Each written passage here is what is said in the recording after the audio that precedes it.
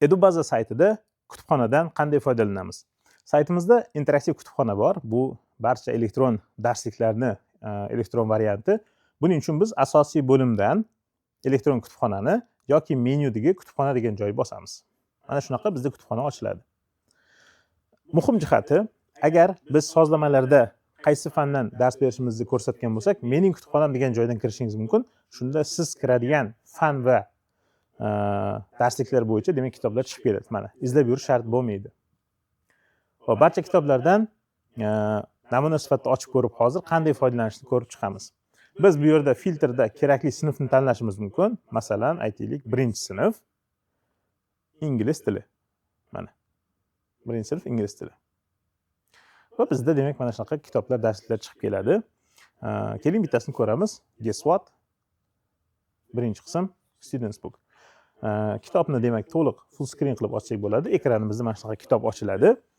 Buni ham hozir asosiy ekranni nimalar qilish mumkinligini ko'rib chiqamiz. Bemalol demak oynani kattalashtirib qo'yishimiz mumkin. Mana shunday kitobni o'qishga o'tishimiz mumkin. Endi Edubaza platformasidagi interaktiv kutubxonaning eng zo'r tomoni kitoblarni ichida turli xil elementlar bor. Masalan, ingliz tilidagi Guess what kitobi va barcha ingliz tili darsliklarining ichida audiolari tayyor ishlaydi. Keling ko'rib chiqamiz. Kitobni bemalol mana shunday sahifalarni almashtirish mumkin. Masshtabini biroz kattalashtirish mumkin sahifada bemalol. Va eng muhimi, mana bu unitlarning ichidagi darslarning ichidagi audiolarni qo'yish mumkin. Masalan, mana shundoq.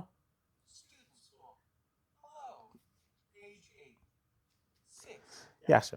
Demak, bu yerda mana qaysi dars uniti bo'lsa, biz o'sha darslarni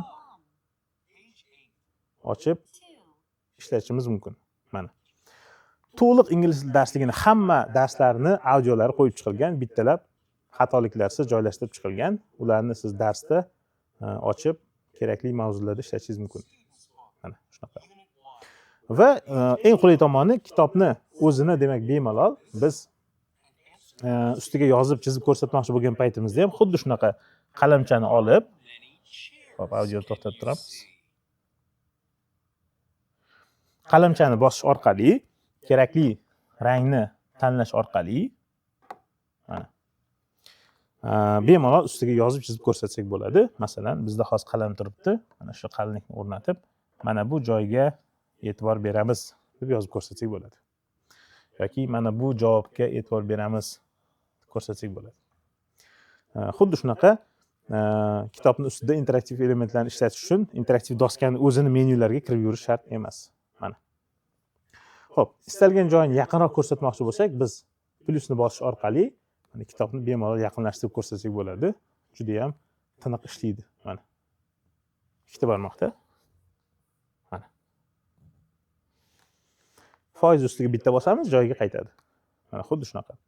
Ma'lum bir sahifaga bormoqchi bo'lsak, masalan, biz hozir 20-sahifadamiz, bizga 30-sahifa kerak. Mana bu joydan yozsak bo'ladi. 30-sahifa deb. Mana 30-sahifa deb.